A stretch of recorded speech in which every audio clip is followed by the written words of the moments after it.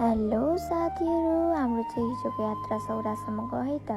हामी चाहिँ दिदीलाई लिन दिदीको काम गर्ने ठाउँमा जाँदैछौँ र दिदीलाई भेटिसकेपछि हामी सौरातर्फ लाग्यौँ र ब्रिटिस सेन्टर पुग्यौँ। ब्रिटिस सेन्टरबाट पनि हामी सौरा बकरतर्फ लाग्यौँ है त। सौरा बकर पुगिसक्दा हेरेको त यति धेरै भिड रहेछ। त्यसपछि हामी ढिला नगरिकन घरतर्फ लाग्यौँ। घर जानको लागि हामी यो बाटोबाट सिधै गयौँ।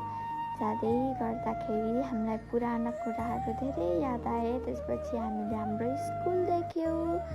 हामी त हाम्रो स्कुलको बाटोमा पो आइपुगेका रहेछौँ। त्यो सेतो बिल्डिङ चाहिँ हाम्रो स्कुल रहेको छ र यहाँबाट हाम्रो घर जान मिल्छ।